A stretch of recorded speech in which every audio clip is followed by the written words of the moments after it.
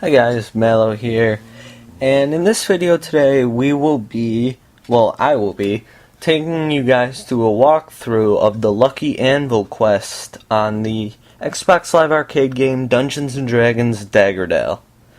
Now, in this quest we're supposed to help Rada, I guess, I don't know how to pronounce his name, but we're supposed to help him get to his anvil so he can craft a sword and then get him back in one piece. And yeah, so basically it's a simple quest, not too difficult. Just, simple escort quest. Know how every gamer loves escort quests. That was sarcasm if you guys didn't pick up on that, which I'm pretty sure you did. Or you're just kind of listening thinking, this guy's an idiot. Which, I wouldn't blame you. But anyway, I poke around here in the merchants. Didn't see anything I liked or could afford. So I kind of stand here and wait for this guy who moves slower than molasses. Yeah, he's pretty slow.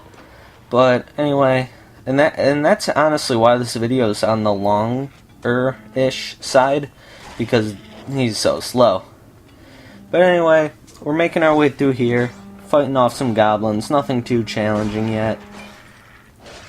And I'm still only level 1, which honestly in this game I feel that you level up really slowly, because I've put, not a whole lot into this game so far, but I've put a, decent chunk of time, I would say at least an hour or two, which, RPG standards isn't, you only are scratching the surface, but with this, I mean, I'm still level 1, and it's been a while, so, I mean, that's one flaw that is with this game, but honestly, this isn't a review, this is a walkthrough of Lucky Anvil, so, but, yeah, sorry about that, I was just going off on my little tangent about the game, but again, like I said, this isn't a review. Anyway, back to what we're doing.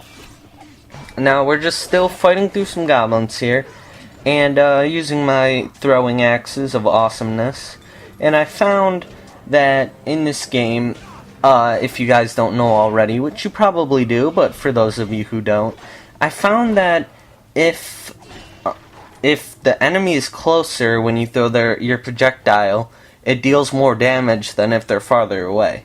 I don't know if I'm right on that. I don't know if it was just coincidence in my game, but I found that like 9 times out of 10, whenever that event would happen, that would be the outcome. Like if the guy was closer, my axe would deal more damage than if he was farther away. So, just something to look out for when you're playing. Observing that and using that to your advantage. And now, I finally do level up to level 2. I'm just putting in my skill points here. I'm sorry that it takes a little while. I was just kind of trying to read everything and whatnot. Make sure that I didn't make a mistake that I would regret. So, we're done with that. Back in the game. Breaking these barrels here. Collecting some gold. Now, some more skellies here. Just throwing some axes at them, and then switching over to my sword, right there, and just fighting them. And the icicle type things around your feet, that means that you are slowed down. Your attacks are slow and your movement is slower. So it's not the video skipping on you or anything, it's the spell. And, I'm sure that you guys probably already knew that, but, it doesn't hurt to reiterate, just, so that it gets stapled in the mind, so to speak, so that, you remember. And now I try to go over this bridge, and I wind up just falling like an idiot, and he comes down right after me, but luckily I don't die or anything. Some skellies here. Throwing my axes at him, just trying to wear him down. And then go over, take this guy out here. Some more show up, take them out, no problem.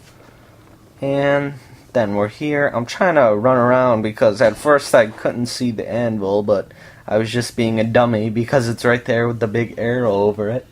So he can't work in these darkness, so he wants us to light these little stacks of logs on fire, which honestly I don't know why he couldn't do it himself, because they're all right around him.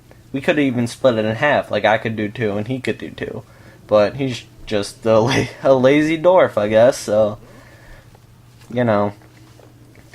And another thing I didn't get is, why does he start now? He could have started while I was lighting the torches, and I don't know, and he could help me, you know. I mean, we don't need this sword right away, so he could help me fight off these goblins until, you know, until he's done. I don't think the sword is, you know, 100% important right now. I think it can wait until these goblins are gone, but whatever. Leave it to me, I guess. Just battling through these guys here. Oh, and I wanted to mention this at the beginning, but I kind of, you know, lost track, you know, explaining what was going on and whatnot, and going on my little tangents about the game. But my character's name, Anson Longcleave, is the reason that's, you know, the name is because that's my character's name in the Dungeons and Dragons board game. And since, you know, they're both Dungeons and Dragons games, I thought that would be kind of cool. The, you know, guy has the same name. Nice little nod to my character in the board game. So that's the reason behind that. It doesn't really affect this video or the game at all. I just, you know, felt like I wanted to mention that just in case any of you were wondering why I picked that name. But anyway, all the goblins are done. He's done with the sword, and then it's time for us to head back to the town square. So now I start off here, you know, running, going to where we need to be. And then I backtrack here because when we were leaving, I thought I saw something shiny, but like shiny, you know, goods to pick up, which I kind of did because I got some gold, but really I was just, you know, seeing things, I guess, so nothing really too important there. Just saw some stuff, I guess, and now just heading back up. Fighting through some more goblins here on our way back to the town square.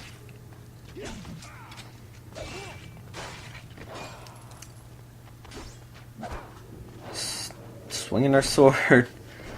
Sorry for I apologize for the dull moments. It just sometimes there's not a lot to commentate on because, you know, all we're doing is hacking some goblins up with our two-handed sword here. So, but we're almost done with the quest. We escort Rita or Retta or however the hell you pronounce that. I honestly don't know. But we're still, you know, we're almost ending this up here. This is, in my opinion, kind of the mini boss here. The who I just killed, the level 4 Hexer, I believe. But yeah, because 1, he was the last enemy, and 2, he was more difficult to kill. He was stronger than the previous ones. So, I mean, I figured, you know, probably the mini-boss. And now here's where it really comes into play of how slow this guy is. Because we can't go on without him. And we gotta backtrack to see if he's okay. And he's fine. He's just, again, going slower than molasses.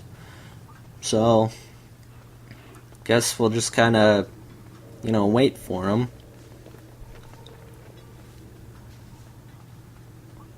Waiting.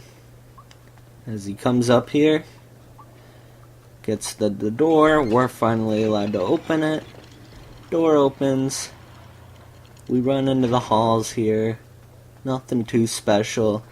Getting back, and now we're done. So, that was the Lucky Anvil quest on Dungeons & Dragons Daggerdale. I'm Mallo. I hope you enjoyed this video, and I'll see you guys next time.